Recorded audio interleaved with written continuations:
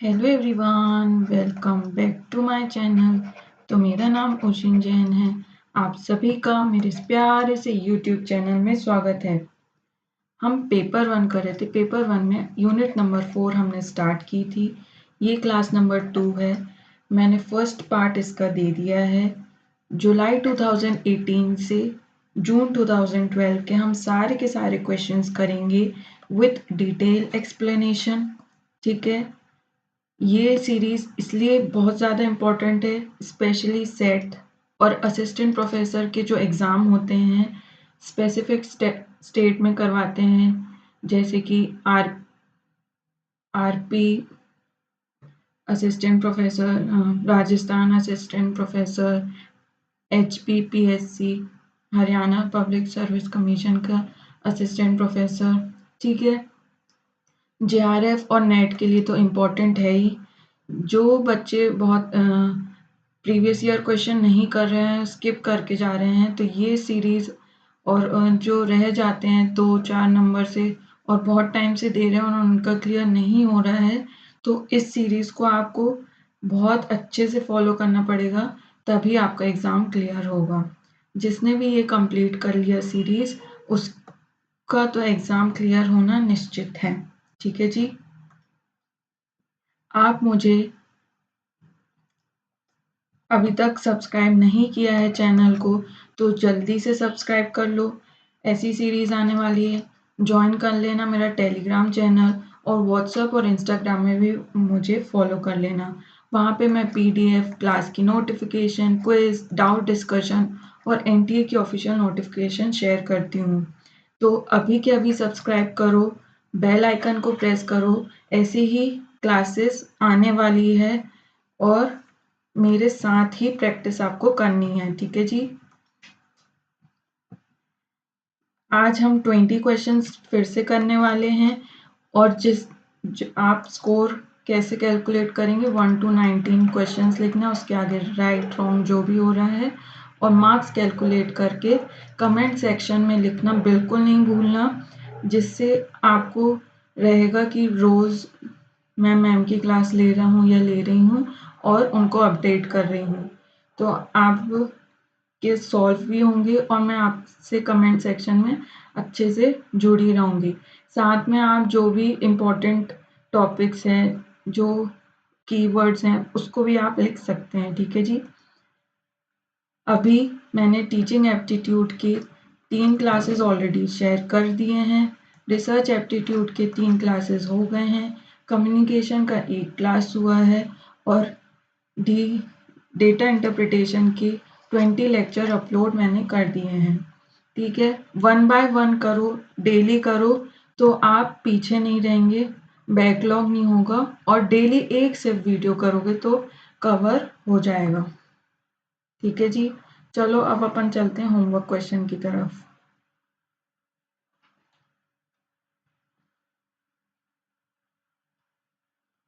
Question number 20 ये homework question था। I hope सभी ने कर लिया होगा। जिसने कर लिया है वो अपने लिए तालियां बजा लो। ठीक है जी। जो रेगुलर फॉलो कर रहा है वो बहुत अच्छा जा रहा है। क्वेश्चन नंबर 20 आपकी स्क्रीन में ये रहा। Every communicator has to experience. हर एक कम्युनिकेटर को क्या क्या चीज़ एक्सपीरियंस करना पड़ता है। Manipulated emotion, anticipatory excitement, the issue of homophiles या स्टेटस डिस्क्लोजर। ठीक है। क्वेश्चन में क्या पूछा है, कोई ना कोई कम्युनिकेटर, जैसे कि आप लोग टीचर बनने वाले हैं। ठीक है। तो आप एक कॉमन चीज क्या एक्सपीरियंस करते हैं। पहला, मैन्युपुलेटेड इमोशन, वो इमोशन जो कि मैन्युपुलेट हो जाते हैं उसको एक्सपीरियंस करते हैं।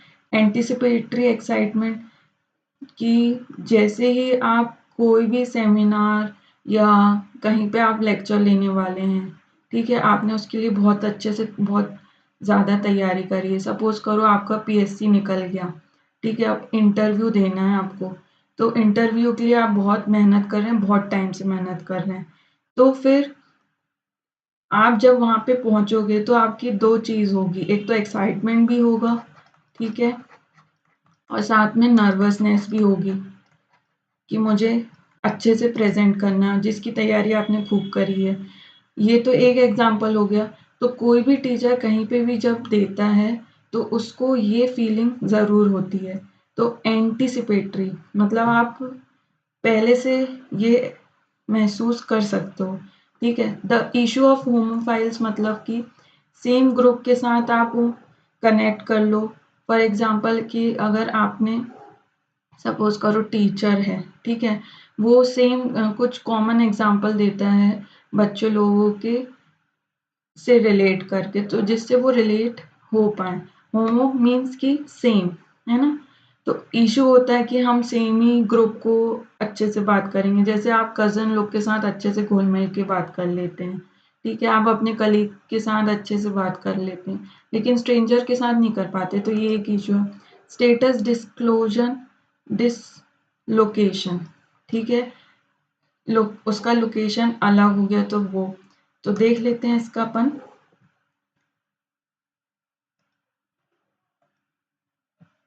मैनिपुलेटेड इमोशन मतलब कंट्रोलिंग अदर इमोशन, दूसरे के इमोशन को कंट्रोल करना, जैसे पॉलिटिशियन यूजिंग इमोशनल स्पीच, ठीक है? पॉलिटिशियन इन्फ्लुएंस कर रहा है ना इमोशनल स्पीच देके, use to influence audience feeling, तो ये हो गया manipulate emotion. Next anticipatory excitement जो मैंने बताया, nervousness before communication, teacher before a big lecture, normal pre communication emotion होता है यहाँ पे, ठीक है जी।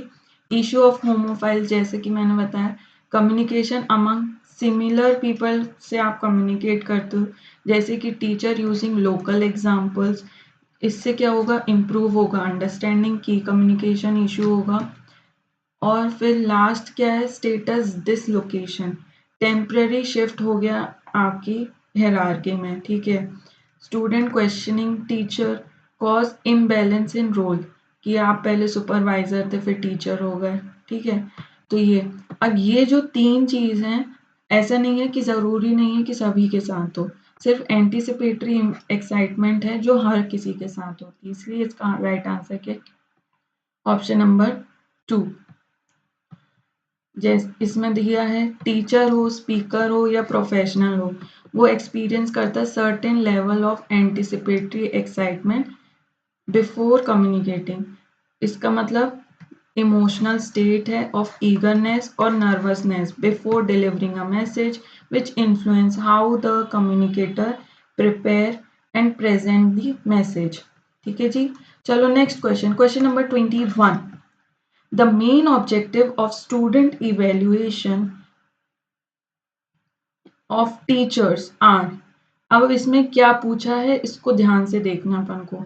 Main objective of student evaluation of teachers, ठीक है? यहाँ पे स्टूडेंट किसका इवेल्युएशन कर रहे हैं, टीचर का, ना कि स्टूडेंट का इवेल्युएशन हो रहा है, किसका इवेल्युएशन हो रहा है, टीचर का, ठीक है?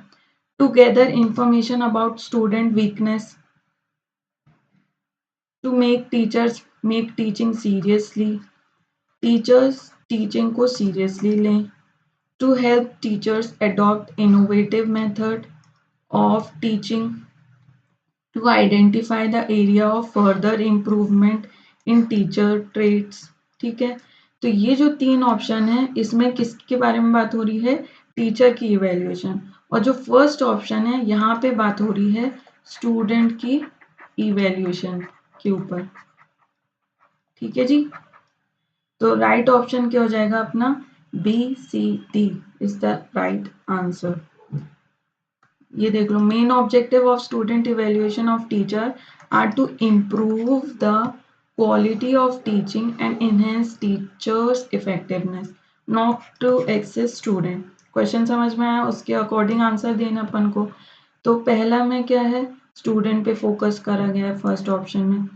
सेकेंड ऑप्शन में टीचिंग को सीरियसली लेना है, तो स्टूडेंट फीडबैक इनकरेजेस करेगा और वो अकाउंटेबल भी रहेगा टीचर, ठीक है?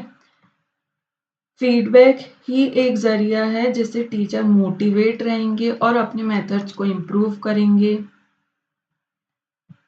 Further improvement in teacher traits कैसे आएगा? टीचर रिकॉग्नाइज देयर स्ट्रेंथ और वीकनेस पता करेंगे, ठीक है। किससे होगा ये सब? जब स्टूडेंट फीडबैक देंगे। आपको मिलता था ना फीडबैक फॉर्म, चाहे स्कूल में चाहे कॉलेजेस में, लास्ट में देते थे कि टीचर कैसा पढ़ा रहा है, रेटिंग करो, ठीक है। वो इसलिए होता है कि वो अपने आप को इम्प्रूव करें, ठीक है जी। तो राइट आंसर क्या होगा? Option number B, C, D is the right answer. चलो next question, question 22। Using the central point of the classroom communication as the beginning of a dynamic pattern of ideas is referred to as क्या? ठीक है, central point में आपको समझाना है classroom communication, ठीक है। तो वो क्या होगा? अब आपको देखना है इसमें, इसमें कीवर्ड क्या है क्वेश्चन में? Central point. इससे क्या होगा option? Systematisation, problem orientation, idea protocol, mind mapping. तो राइट आंसर क्या होगा? माइंड मैपिंग, ठीक है जी। बीच में आप कुछ भी लिख लो, जैसे कि types of communication, types of communication, फिर इससे चार्ट बनाओ, ठीक है।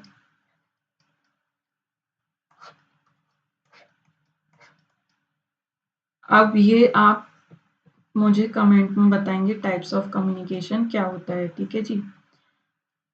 बाकी के ऑप्शन क्या हैं? सिस्टमेटाइजेशन मतलब कि लाइन वाइज लाइन लिख रहे हो, सेंट्रल में कुछ नहीं लिख रहे हो, ठीक है। प्रॉब्लम ओरिएंटेशन मतलब प्रॉब्लम, ये तो वर्ड से ही क्लियर है। और आइडिया प्रोटोकॉल, यहाँ पे देख लेते हैं इसकी explanation. Refers to arranging idea systematically, इसमें सेंट्रल पॉइंट नहीं होता। Focus on addressing specific issue, यहाँ पे माइंड मैपिंग नहीं होती। Idea protocol not a recognised term, ये कम्युनिकेशन में टर्म ही नहीं है। माइंड मैपिंग तो मैंने बता दिया सेंट्रल। माइंड मैपिंग एक टेक्निक है जहाँ पे आप सेंट्रल आइडिया या थीम से स्टार्ट कर सकते हैं और फिर उसकी ब्रांचेस बनाओ, फॉर्म अ डायनेमिक और इंटरकनेक्टेड पैटर्न ऑफ आइडिया। ये हेल्प किसमें करेगा? आपके थॉट्स को ऑर्गेनाइज। जैसे आप कोई भी सब्जेक्ट पढ़ लेते हैं, ठीक है, नेट में या सेट में या पीएचडी जेआरएफ असिस्टेंट प्रोफेसर में, ठीक है। तो जब आप सब्जेक्ट पढ़ लेते हैं ना, तो कॉपी को बंद करके जितना पढ़ा है ना, माइंड मैप के थ्रू आप लिंक कर करके ड्रॉ करना, देखना कितनी जल्दी याद होगा। Encouraging creativity, active learning, making classroom communication interactive और स्ट्रक्चर, ठीक है। इससे क्रिएटिविटी भी बढ़ेगी, क्लासरूम में इंटरैक्शन भी होगा। फॉर एग्जाम्पल ये लिया है मैंने, ठीक है जी। ये लिखे हैं गोल्स, GOALS।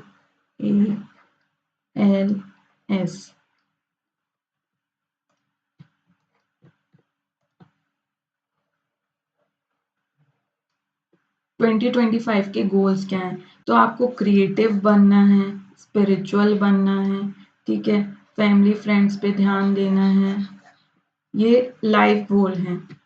होम फ्रंट, फिर फन और एडवेंचर करना है, ठीक है जी। हेल्थ पे ध्यान देना है, फाइनेंशियली आप इंडिपेंडेंट है कि नहीं, ट्यूशंस पढ़ा रहे हैं, कोचिंग पढ़ा रहे हैं, टीचिंग में ध्यान दे रहे हैं। तो ये आपको गोल्स क्रिएट करना पड़ेंगे अपने, ऐसे आप अपना बना सकते हैं, ठीक है जी। तो ये इसको कहते हैं माइंड मैपिंग। सेंट्रल आइडिया से हम पहुंचते हैं। Right answer option number 4। चलिए next question, question number 23। Aspects of the voice other than speech are known as, ठीक है।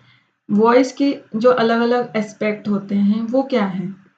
स्पीच नहीं बोल रहे हैं, वॉइस के। वॉइस मॉड्यूलेशन होता है ना, टोन बहुत तेज से बोल रहे हैं, वॉइस आपकी बहुत स्लो है, ठीक है, धीरे बोल रहे तेज बोल रहे हैं, और किसी का टोन अलग है, किसी की रफ आवाज आती है, किसी की बहुत स्वीट आवाज आती है। तो वो क्या है? फिजिकल लैंग्वेज है, पर्सनल लैंग्वेज है, पैरा लैंग्वेज है कि डिलीवरी लैंग्वेज है? राइट आंसर है ऑप्शन नंबर 3, पैरा लैंग्वेज, ठीक है।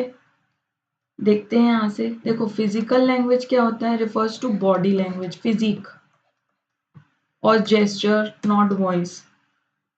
बॉडी लैंग्वेज ऐसे है, आपकी बॉडी लैंग्वेज जेस्चर से पता चलेगा। आप सीधे खड़े हैं, सामने की तरफ बैठ रहे हैं, जेस्चर आपका हाफ फेस से नीचे तक है। पर्सनल लैंग्वेज क्या हो जाएगा, नॉट अ स्टैंडर्ड टर्म नहीं है ये। पैरा लैंग्वेज डील्स किससे करता है, with voice quality beyond spoken word. Word से भी ज्यादा, किसी को तो बोलते ही नहीं आता, एक ही मोनोटोन में वो बोलते हैं, ठीक है, वो गलत बात है। वॉइस में वेरिएशन लाके बोलना, तो जिससे ना अट्रैक्ट होंगे। अगर कोई ऐसे ही सीधे सीधे बोल रहा है, आप कैसे हैं, आपको कैसा लग रहा है, आप कैसे जहाँ अपनी तैयारी करेंगे, ठीक है, तो ये क्या है, एक ही आवाज में जा रही है, तो ये तो गलत ही बात है। Delivery language refers to style of presentation not specific voice aspect, ठीक है, तो राइट आंसर ऑप्शन नंबर 3 हो गया। पैरा लैंग्वेज क्या होता है, the way in which you say words, volume, pitch, speaking rate, voice quality. और नॉन वर्बल में आप हैप्पी, सैड, फियर, एंगर, ये सब है। नॉन वर्बल का पार्ट है para language,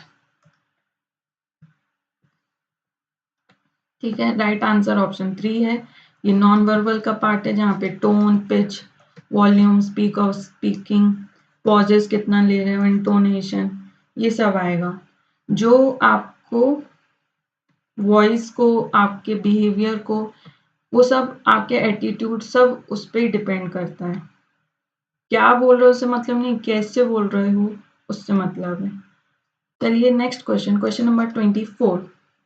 Every type of communication is affected by its reception, transmission, non-regulation, context. हर एक type का जो कम्युनिकेशन है वो किससे अफेक्ट हो रहा है। रिसेप्शन मतलब कि रिसीवर,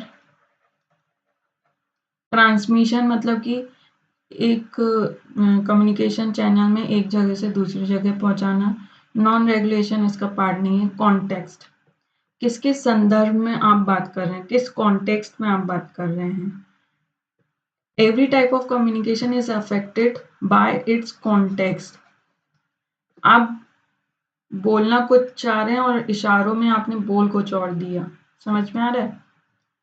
रिसेप्शन का मतलब है refers to receiving the message, not influencing factor itself, ठीक है। Transmission only the process of sending the message. Non regulation मतलब कि ये नॉट रिकॉग्नाइज्ड टर्म है। Context determining meaning, tone, effectiveness of communication, ठीक है। Every act of communication takes place within a context, किसी situation में, environment में, background में, in which the message is sent, receive. Context affects the meaning of the message, meaning ही बदल जाती है, ठीक है, मैसेज की। आप किसी से बोल रहे हो, ठीक है, चलो ये, हाँ, दूसरा दूसरा पॉइंट क्या है, how the receiver interprets the message and the effectiveness of communication. ये सब किस पे डिपेंड करता है, कॉन्टेक्स्ट पे, ठीक है, किस संदर्भ में आप बात कर रहे हैं।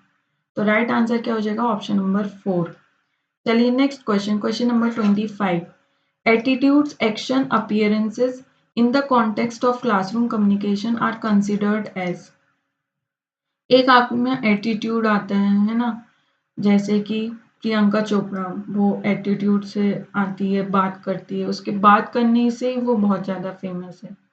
एक्शन, अपीयरेंस, कैसे आना, तो वो किस, कौन सा है।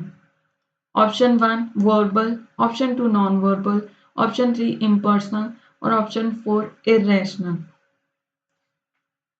तो राइट आंसर क्या है इसका, एटीट्यूड, एक्शन, अपीयरेंस, ये कीवर्ड है, किससे मैच हो रहा है, ऑप्शन नंबर 2, जिसने भी दिया बिल्कुल सही जवाब, नॉन वर्बल।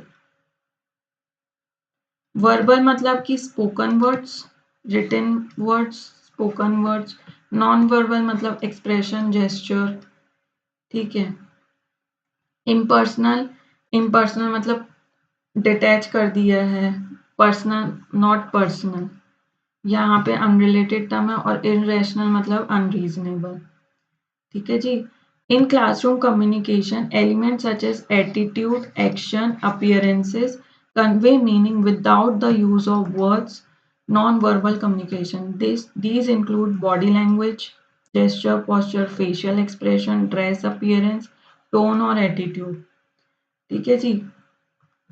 क्वेश्चन में क्या पूछा है, ये जो एटीट्यूड है, जैसे मैंने पीसी का एग्जांपल दिया, एक्शन, पीसी मतलब कंप्यूटर नहीं, प्रियंका चोपड़ा का, एक्शन, अपीयरेंस, तो वो कैसे आ रही, वो सब नॉन वर्बली एक्सप्रेस हो रहा है। कि जेस्चर मतलब कि वेव, गुड बाय कह रहे हो, waving goodbye, thumbs up दे रहे हो, एक्साइटेड हो, ठीक है, ये जेस्चर होता है। फेशियल एक्सप्रेशन, स्माइलिंग, फ्राउन बना रहे हो, ठीक है, रेज्ड आईब्रो, अपनी आईब्रो ऐसे सिकोड़ रहे हो, ठीक है। बॉडी लैंग्वेज, क्रॉस आर्म करके जैसे ये बैठा है, nodding, learning forward, eye contact जैसे direct gaze, avoiding eye contact, frequent glance, tone of voice, example, tone of voice including cheerful, angry और सरकास्टिक टोन। ठीक है, तो ये सारी चीज नॉन वर्बल को दर्शाता है। चलिए next question, question number 26। Most often teacher student communication क्या होता है, स्पूरियस होता है, क्रिटिकल होता है, यूटिलिटेरियन होता है कि कन्फ्रंटेशनल होता है। तो राइट आंसर इसका क्या है, स्पूरियस का क्या मतलब होता है, राइट आंसर है ऑप्शन नंबर 3। स्पूरियस का मतलब होता है फॉल्स या फेक। ठीक है, क्रिटिकल यहाँ पे एप्लीकेबल नहीं होगा, मे समटाइम्स अकर ड्यूरिंग इवेल्युएशन के वक्त होता है क्रिटिकल इवेल्युएशन। यूटिलिटेरियन मतलब प्रैक्टिकल है, पर्पसफुल है और focused on achieving educational object. Confrontational implies conflict, दो लोग के बीच में। कन्फ्रंटेशनल का मतलब तो पता है, कन्फ्रंट करना, दो लोग के बीच में आर्गुमेंट हो गई। In most educational setting teacher student communication is primarily utilitarian है। यूटिलिटेरियन मतलब प्रैक्टिकल है, पर्पसफुल है, ठीक है, प्रैक्टिकल और पर्पस होना चाहिए इसमें। ठीक है जी। और the exchange of knowledge, instructions, feedback to achieve certain learning goals. Right answer क्या हो गया इसका, ऑप्शन नंबर 3। चलिए next question, question number 27। In a classroom, a communicator's trust level is determined by। ठीक है, कम्युनिकेटर का ट्रस्ट लेवल कैसे determine होगा, use of hyperbola, hyperbole, the change of voice level, the use of abstract concept और eye contact. बताइए option क्या होगा, सीधा सीधा ऑप्शन नंबर 4, आई कॉन्टैक्ट। जैसे कि मम्मी और बच्चे के रिलेशन में, ठीक है, बच्चे ने कुछ गड़बड़ी कर दी और फिर वो जाते हैं, जैसे आपने कुछ गड़बड़ कर दिया, ठीक है, आप फिर मम्मी के पास गए, तो कुछ तो आपने किया, फिर गड़बड़ किया, तो आप आंखें नहीं मिला पा रहे हो मम्मी से, तो मम्मी क्या कहेगी, तुमने जरूर कुछ गड़बड़ किया है, ठीक है, तू मेरे से आंखें चुरा रहा है, मतलब तूने कुछ गड़बड़ किया है। तो आई कांटेक्ट क्या होता है, ट्रस्ट लेवल, वो आंखें नहीं मिला पा रहा है, उसने कुछ गड़बड़ गलत काम किया है, तो ऑप्शन नंबर 4 करेक्ट हो जाता है। वॉइस लेवल में चेंज करना से ट्रस्ट नहीं आएगा। एब्स्ट्रैक्ट कॉन्सेप्ट मतलब से थ्योरी से भी ट्रस्ट लेवल नहीं आएगा। हाइपरबोल का मतलब क्या होता है, एग्जेगरेशन रिड्यूसेस क्रेडिबिलिटी नॉट ट्रस्ट। बढ़ा चढ़ा के जो बोल रहे हैं ना, हाइपरबोल, एग्जेगरेशन का मतलब होता है बढ़ा चढ़ाकर बोलना, तो उससे क्रेडिबिलिटी कम होती है, ना कि ट्रस्ट, तो ये तो इनकरेक्ट हो गया। ठीक है, चेंज ऑफ वॉइस अफेक्ट करता है इंटरेस्ट, लेकिन डायरेक्टली ट्रस्ट पे नहीं आता है। अब वॉइस में लड़खड़ाहट हो रही है या जो भी है, तो इंटरेस्ट में अफेक्ट करेगा, ट्रस्ट नहीं होगा। एब्स्ट्रैक्ट मतलब makes communication unclear, reducing trust. और indicate honesty, confidence and attentiveness, तो ये करेगा बिल्ड ट्रस्ट। बाकी ये सब जो हैं वो ट्रस्ट को कम करेंगे। ठीक है, ये ऑप्शन नंबर 4 ट्रस्ट को कम करेगा और आई कांटेक्ट बिल्ड करेगा ट्रस्ट। जैसे क्लासरूम कम्युनिकेशन में टीचर का ट्रस्ट लेवल क्या होता है, believe, how much student believe and connect with them is strongly influenced by eye contact. Eye contact build करता है credibility and trust, confidence and sincerity, engagement and attention और personal connection. I hope सभी को ये बात clear हो गई है। ऑप्शन नंबर 4 करेक्ट होता है। चलिए next question, question number 28। Effectiveness of communication can be traced from which of the following? क्या पूछा है क्वेश्चन में, इफेक्टिवनेस ऑफ कम्युनिकेशन किससे ट्रेस होगा? ऑप्शन 1 एटीट्यूड सर्वे से, परफॉर्मेंस रिकॉर्ड से, स्टूडेंट अटेंडेंस से, कि सिलेक्शन ऑफ कम्युनिकेशन चैनल से।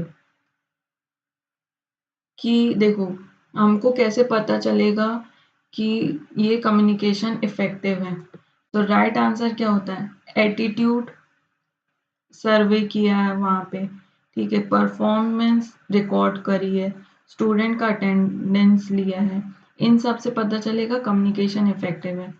कम्युनिकेशन चैनल का सिलेक्शन एक प्रोसेस है, तो राइट आंसर यहाँ पे ऑप्शन नंबर क्या बनता है, ए बी सी। ठीक है, डी नहीं आएगा।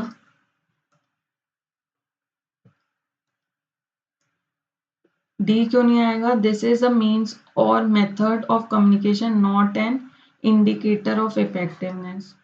मेथड है कम्युनिकेशन का, इंडिकेटर नहीं है। Effectiveness of communication in classroom or organization can be judged by how well the message is understood, how it influences behavior, attitude और performance। कैसे behavior, attitude और performance में influence हुआ है। तो attitude survey measure changes in students, employees, opinion and motivation after communication। ठीक है, attitude survey किया है कि एम्प्लॉयज़ का सर्वे किया है कि मोटिवेट करने के बाद वो कितना काम कर पा रहे हैं। परफॉर्मेंस रिकॉर्ड किया है कि हमने बहुत अच्छे से मोटिवेट, इसमें भी show whether communication lead to improve learning और work outcome. Student attendance reflect करता है कि हाँ अब मज़ा आने वाली है क्लास में, अब मैं और देखूंगा, तो वो अटेंडेंस बता रहा है कि वो इफेक्टिव कम्युनिकेशन है। राइट आंसर ऑप्शन नंबर 2 हो जाता है। चलिए next question, question number 29। Assertion reason का क्वेश्चन है, formal communication tends to be fast and flexible. ये 2025 में भी आया था, ठीक है जी। Formal communication is systematic and orderly flow of information. तो आपको कुछ गड़बड़ नहीं लग रहा? लग रहा है।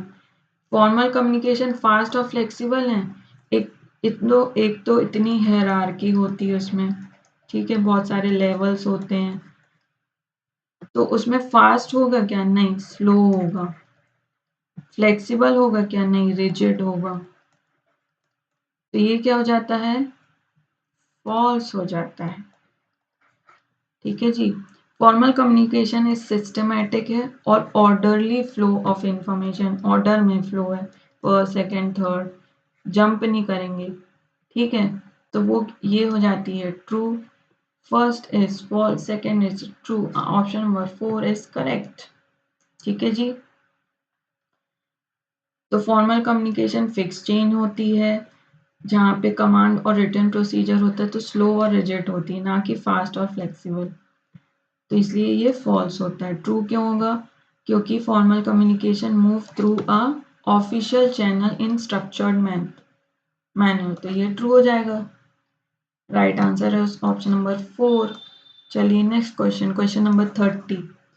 विच of the following are the characteristic features of communication? Features बताना है कम्युनिकेशन के। पहला, communication involves exchange of ideas, facts, opinion. ये तो फर्स्ट लाइन हम पढ़ते हैं अपने कम्युनिकेशन टॉपिक में। दिस इज ट्रू, हम आइडियाज को एक्सचेंज करते हैं, अपने ओपिनियंस को एक्सचेंज करते हैं, वही तो कम्युनिकेशन हुआ। Communication involves both information and understanding. दोनों चीज होती है, हाँ जी होती है, तो ये भी ट्रू हो जाता है। Communication is a continuous process. Sender encode करेगा, मैसेज को पहुंचाएगा चैनल के थ्रू, फिर वो डिकोड करेगा मैसेज और रिसीवर तक पहुंचाएगा। ये तो एक तरफ पहुंच गया, ठीक है। फिर यहाँ से रिसीवर यहाँ से क्या देगा, फीडबैक देगा। किसको फीडबैक देगा, सेंडर को। तो ये क्या हो गया, कंटिन्यूअस प्रोसेस है। साथ में ये क्या है, सर्कुलर। पहले जो सेंडर था, सेंडर का जो मैसेज पहुंचा है वो रिसीवर पे पहुंचा है। अब रिसीवर जो मैसेज देगा फीडबैक, ये रिसीवर क्या बन गया, सेंडर बन गया। तो ये क्या हो गया, सर्कुलर प्रोसेस हो गया, ठीक है जी। तो सारे के सारे क्या हो जाते हैं, ट्रू हो जाते हैं। ABCD is the right answer. अब यही जब अपन कॉपी में लिखते हैं, नोट्स बनाते हैं, तो यही 4 इंपॉर्टेंट पॉइंट लिखना है अपन को कि कंटिन्यूअस प्रोसेस है, सर्कुलर है, टू वे है, इंफॉर्मेशन एक्सचेंज है। समझ में आ रहा है? हाँ, चलो next question, question number 31। The term grape vine is also known as. Grape vine का मतलब क्या होता है, तुम उसको बताओ। तुम वो जो चुगलखोर आंटी रहती है, मोहल्ले वाली आंटी, वो 4 लोग को खबर ऐसे साए साए फैलती है, ठीक है। फिर ये 2 लोग को बताएगा, ये 2 लोग को बताएगा, ये 2 लोग को बताएगा। तो ये क्या बन रहा है, ग्रेप बन रहा है ना, ग्रेप वाइन, ग्रेप जैसे अंगूर, ठीक है। तो ये क्या हो जाएगा, डाउनवर्ड, इनफॉर्मल, अपवर्ड, हॉरिजॉन्टल। बताओ क्या है इसका answer. Right answer is option number 2, informal communication, ठीक है जी। डाउनवर्ड और अपवर्ड क्या होता है, दोनों vertical, vertical communication. Horizontal, vertical मतलब डाउनवर्ड ऐसा हो गया, अपवर्ड ऐसा हो गया, सीनियर से सुपरवाइजर या सीनियर से सबऑर्डिनेट में, ठीक है जी। Horizontal, same department. ये इसके पहले वाली क्लास में मैंने बताया था। यहाँ से बहुत सुंदर चार्ट आपकी स्क्रीन में ये रहा, ये क्या बन गया, हॉरिजॉन्टल, सेम लेवल। ये क्या बन गया, वर्टिकल। अब ये इस तरफ पहुंचेगा तो डाउनवर्ड, ऊपर की तरफ जाएगा तो अपवर्ड, ठीक है। और ये डायगोनल हो गया ऐसे। ये सपोज करो ये है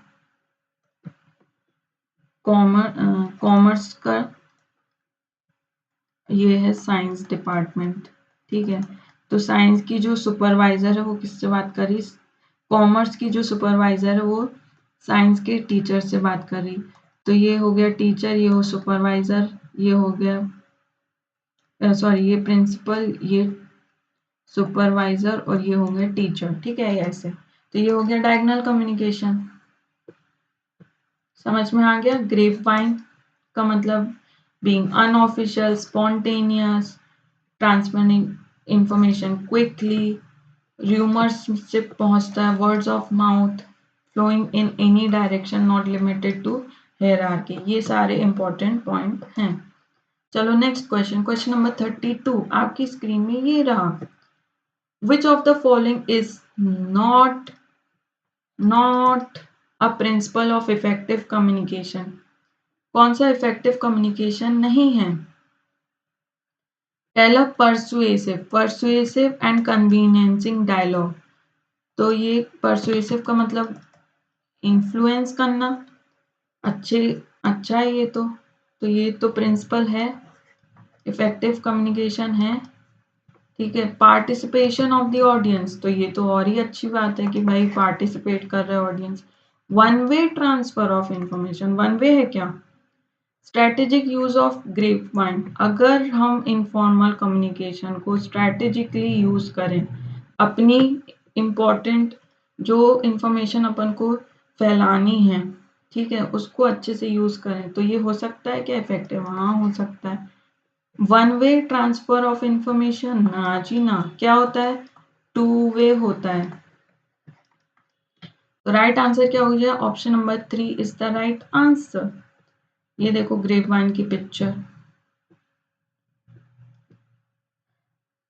परसुएसिव, इनकरेज क्लैरिटी एंगेजमेंट, ठीक है। Participate the audience, ensure understanding and active involvement. One way does not ensure feedback, feedback तो आएगा ही नहीं, वन वे होगा, तो हमको कैसे पता चलेगा इफेक्टिव है नहीं है। Strategic use of grape vine can help, aid का मतलब help, informal communication and engagement, ये हेल्प कर सकता है अगर अच्छे से यूज करो तो।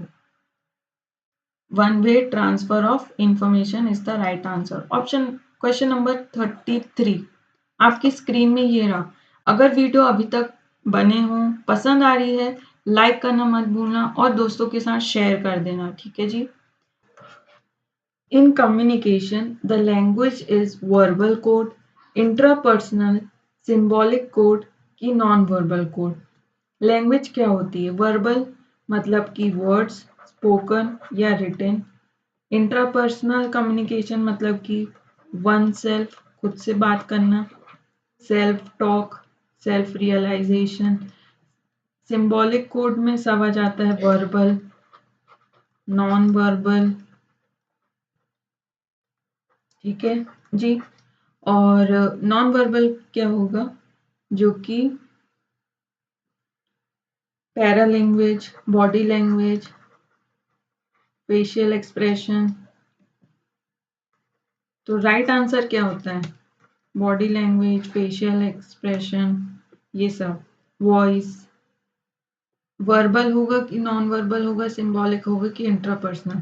तो राइट आंसर अपना बनता है वर्बल कम्युनिकेशन। देखो यहाँ पे solution. verbal code, language is considered the verbal code because it is a system of spoken or written words and grammar used to create message. Intrapersonal क्या होता है? कम्युनिकेशन विथ वन सेल्फ, ये language नहीं होगा, ठीक है। Symbolic एक broad term है, while language is a system of symbols, language symbol का पार्ट है। Verbal code is more specific and widely accepted term for the role of language in communication. The symbolic code is a broader category that also includes non-verbal and iconic communication. ठीक है जी। तो जो symbolic है वो broader category है जिसमें non verbal, iconic communication, verbal, ये सब आ जाएगा। दिस रिफर्स, और बाकी नॉन वर्बल तो आपको पता चल ही गया क्या है, gesture, facial expression, tone of voice, body language which are distinct from spoken और रिटन लैंग्वेज, इससे अलग है। तो यहाँ पे एग्जांपल दिया है नॉन वर्बल कम्युनिकेशन का, voice, gesture, facial expression, body language, ठीक है जी। इसके और अच्छे से पिक्चर से समझते हैं अपन। ये है सिंबॉलिक कम्युनिकेशन, ये हैंड रेज कर रहा है, raise your hand, listen to your teacher, walk, चलना, सिर्फ सिंबल से पता चल रहा है कि वो चल रहा है, लाइन में खड़े हैं, क्यू है, बी काइंड, शेयर करना, take turn, work together, clean up, sit down, quiet, eyes looking. तो ये सारे सिंबल्स रिप्रेजेंट कर रहे हैं, एक तो वर्बल भी है, नॉन वर्बल भी है और आइकॉनिक कम्युनिकेशन भी है। इंटरपर्सनल कम्युनिकेशन, रोज सुबह उठ के अपने आप को एक पॉजिटिव अफर्मेशन बोला करो कि yes you can do it, आपका एग्जाम ज़रूर क्लियर होगा इस बार, आपकी रैंक ज़रूर आएगी, सेट भी क्लियर होगा, जेआरएफ भी होगा, एक अच्छे पोजीशन में होंगे, जो विजुअलाइजेशन होता है। तो ऐसे सेल्फ टॉक होते हैं interpersonal. This is tough but so am I am so awesome, I am beautiful, I am lovable, I am enough, ठीक है, I can do any things, any hard things. तो ये सब वो खुद से बात करें, खुद को मोटिवेट करना। Intrinsic motivation is better than extrinsic motivation. अब दोनों का अंतर आप डिफरेंस चैट बॉक्स में बताना। ये हो जाता है वर्बल कम्युनिकेशन, ठीक है, speaking, listening, writing, reading.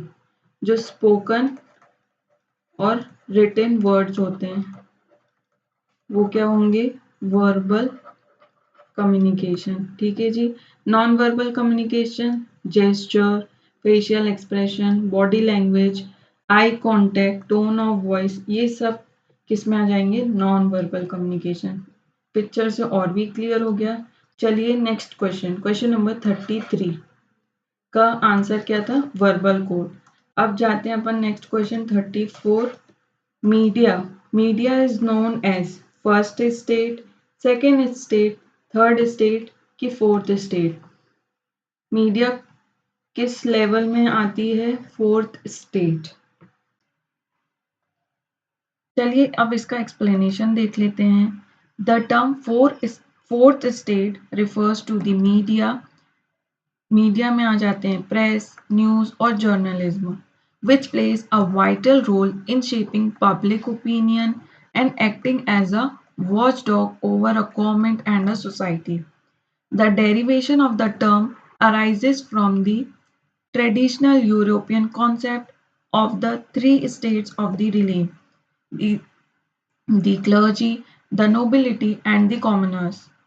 The traditional states are first state, second state, third state और फोर्थ स्टेट। अब इन सब का मतलब क्या है कि जो ये स्टेट है ना वो लेवल्स हैं। क्या है, लेवल्स हैं, लेवल 1 2 3 4, ठीक है। तो जो फर्स्ट लेवल है वो क्या है, क्लर्जी। और ये जो लेवल्स कहाँ से डेराइव हुए हैं, कहाँ से अराइज हुए हैं, ट्रेडिशनल यूरोपियन से आए हैं कॉन्सेप्ट। ये वाला कॉन्सेप्ट यूरोप से आया है, ठीक है। तो जो फर्स्ट स्टेट है वो क्या है, फर्स्ट लेवल जो है वो है क्लर्जी, यानी कि रिलीजन। ये क्या होता है, वो रिलीजियस लीडर जो कि परफॉर्म करते हैं रिलीजियस ड्यूटी, जैसे कि हो गए क्रिश्चियन, क्रिश्चियन में कौन होता है, प्रीस्ट या और फादर्स रहते हैं ना। और हिंदुइज्म में कौन होता है, पंडित्स। और इस्लाम में कौन होता है, इमाम्स, जो रिलीजियस सर्विसेज देते हैं अपन को। फिर नेक्स्ट क्या आ जाता है, नोबिलिटी और एरिस्टोक्रेसी। नोबिलिटी और एरिस्टोक्रेसी का क्या मतलब होता है, वो नोबिलिटी वो लोग रहते हैं जिनके पास हाई सोशल रैंक होता है और टाइटल्स भी होते हैं, जैसे कि किंग हो गया, ड्यूक्स हो गए, लॉर्ड्स हो गए। सुना ना लॉर्ड्स, इंग्लिश में जब ब्रिटिशर्स इंडिया में आए थे तो लॉर्ड डंकन, ये सब नाम। और एरिस्टोक्रेसी यानी कि वो सिस्टम या क्लास जिनसे ये नोबल पीपल बनते हैं, मतलब कि group of people, noble people, और उनका कैसा सिस्टम रहेगा। ये ग्रुप होल्ड करते हैं पावर्स और इनको प्रिविलेज रहती है सोसाइटी में, ठीक है। तो ये हायरार्की में पहुंचाते हैं, जैसे राजा का बेटा राजा ही बनेगा, टाइटल पास ऑन होता जाता है। तो एरिस्टोक्रेसी के अंदर आ जाएगा नोबिलिटी, ठीक है जी। ये राजा होते हैं, हाई सोशल रैंक होती है, और एरिस्टोक्रेसी पूरा वो स्ट्रक्चर रहता है। थर्ड आते हैं कॉमनर्स, यानी कि जनरल पब्लिक। कॉमनर्स आप जनरल पब्लिक से तो समझ गए हैं। और लास्ट आता है मीडिया, यानी कि प्रेस या जर्नल, जो कनेक्ट करती है सोसाइटी और गवर्नमेंट को, सोसाइटी यानी कि पब्लिक को, गवर्नमेंट को, जो सरकार है। तो ऐसे पहले चलता था, first state, second state, third state, fourth. मतलब होता है क्लर्जी, रिलीजन, सेकेंड स्टेट का नोबिलिटी एरिस्टोक्रेसी, थर्ड स्टेट का कॉमनर जनरल पब्लिक, और फोर्थ स्टेट का होता है मीडिया प्रेस जर्नलिज्म। अब इसमें से कुछ भी आ जाएगा तो आपको जरूर से जरूर बन जाएगा। तो याद रखना स्टेट यानी कि लेवल्स होते हैं, ठीक है जी, हायरार्की में पहुंचता है। आई होप ये क्लियर है सभी को। तो राइट आंसर यहाँ पे क्या हो जाता है, option number 4 is the right answer, ठीक है जी। चलिए next question, question number 35. The mode of communication that involves a single source transmitting information to a large number of receivers simultaneously. एक सोर्स से बहुत सारी जगह पहुंच जा रही है इंफॉर्मेशन, वो क्या होगा? ग्रुप. Mass communication. इंटरपर्सनल की इंटरपर्सनल. इंटरपर्सनल क्या होता है? खुद से बात करना, वन सेल्फ. ठीक है. इंटरपर्सनल मतलब दो लोग से बातचीत हो रही है. मास कम्युनिकेशन मतलब कि टीवी से आपको इंफॉर्मेशन मिल गई, मोबाइल से मिल गई. ग्रुप कम्युनिकेशन मतलब कि 4-5 लोग आपस में ग्रुप में बात कर रहे हैं. तो राइट आंसर क्या हो रहा है? सीधा सीधा mass communication, single source transmitting information to large number audience. ये स्मॉल होता है. ठीक है जी. ग्रुप कम्युनिकेशन क्या होता है? स्मॉल ग्रुप होता है. Mass communication single source communicating to large audience. Interpersonal with oneself. Direct communication between individual या small group. Option B correct होता है. ये देखो बहुत सुंदर सा चार्ट जो मैंने बनाया था, ये वो है. ठीक है जी. ये हो गया group communication. Interpersonal, I love me, ये आईने में देख के बोल रही है. आओ बहन चुगली करें, दोनों बहन चुगली कर रही है पता नहीं किसकी. फिर इंटरपर्सनल मतलब थिंक राइट, मोनोलॉग जो आप देखते हैं वेब सीरीज और सीरीज में. टीम वर्क, लीडरशिप, लिसनिंग, ये इंटरपर्सनल, ये इंट्रापर्सनल हो गया. मास कम्युनिकेशन, ये मास मीडिया के थ्रू होता है कम्युनिकेशन, जैसे television, blog, newspaper, news, internet, satellite, megaphone, television, broadcasting, snapshot, radio, camera, इन सब के थ्रू बहुत सारे लोगों तक पहुंचती है बातें. ठीक है जी. राइट आंसर क्या हो गया? Mass communication. क्वेश्चन नंबर 36 आपकी स्क्रीन में ये रहा. A smart classroom is a teaching space which has select the answer from the code given below. ठीक है. जो स्मार्ट क्लासरूम है टीचिंग स्पेस में, उसके वो क्या क्या होनी चाहिए? स्मार्ट क्लासरूम मतलब क्या? Smart portion with a touch panel control system. हाँ जी. PC laptop connection with DVD VCR player, ये भी हो सकता है. डॉक्यूमेंट कैमरा और स्पेशलाइज्ड सॉफ्टवेयर, यस. प्रोजेक्टर और स्क्रीन, सारे के सारे क्या होंगे? स्मार्ट क्लासरूम में चीजें उपयोग होगी. ठीक है. तो राइट आंसर क्या होगा? Option number 4.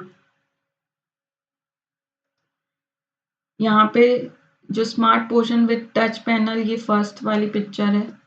ठीक है. Enables interacting digital teaching, PC laptop connection, DVD. अब ये पहले के क्वेश्चन है. तो जो जब डीवीडी प्लेयर में कुछ कुछ रहते थे 90s के मम्मी पापा जो, और पहले के 80s वाले, तो allows multimedia and internet based learning. यहाँ पे अपन ने डीवीडी में था कुछ, उसको कंप्यूटर में चला के देखा. Computer monitor connect to DVD player. फिर document camera and specialised software help display document and visual material. जैसे कि ये है. ठीक है. यहाँ पे फोकस नहीं है, बिफोर ऑटो फोकस और आफ्टर ऑटो फोकस. ये टेढ़ी पिक्चर, ये सीधी, तो सीधी सीधी पिक्चर आ जाएगी. यहाँ पे कॉपी है, उसमें मॉनिटर में सीधी आ जाएगी पिक्चर. तो ये क्या है? Document camera and specialised software. Last क्या है? Projector for display digital content. जो आपके स्कूल कॉलेजेस में ऐसे प्रोजेक्टर्स लगे रहते थे जहाँ पे आपको एनिमेटेड 3D पिक्चर्स दिखाते थे. ठीक है. भूत वाली पिक्चर्स तो नहीं दिखाएंगे, एनिमेटेड एजुकेशनल साइंस वाली पिक्चर दिखाएंगे. तो ये प्रोजेक्टर्स हो गए अपने. राइट आंसर क्या है? Option number D right answer है. चलो next question, question number 37. The term yellow journalism refers to sensational news about terrorism and violence, sensationalism and exaggeration to attract readers and viewers, sensational news about arts and culture, sensational news prints in yellow paper. क्या है yellow journalism? तो जो देखो yellow paper में print हुआ वो yellow journalism हुआ, तो ये तो फालतू ऑप्शन दे दिया। आर्ट एंड कल्चर के बारे में नहीं, इससे भी बड़ा टर्म है।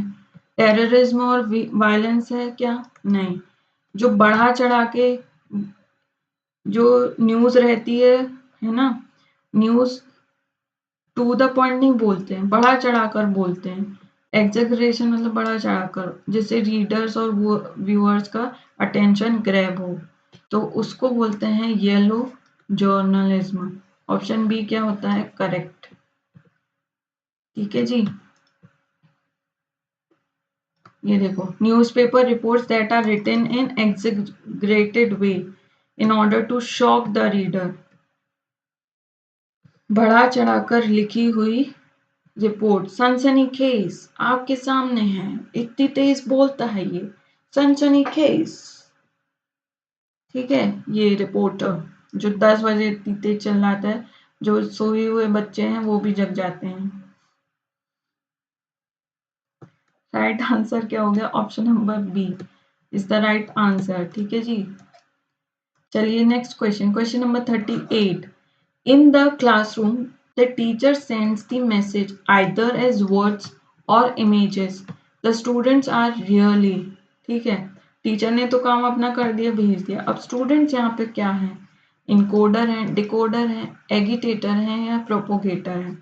तो राइट आंसर है ऑप्शन नंबर बी, सही जवाब। स्टूडेंट्स पूछा है, टीचर पूछते तो इनकोडर होता, स्टूडेंट्स पूछा है तो डिकोडर होगा। ठीक है जी। बाकी के क्या हैं?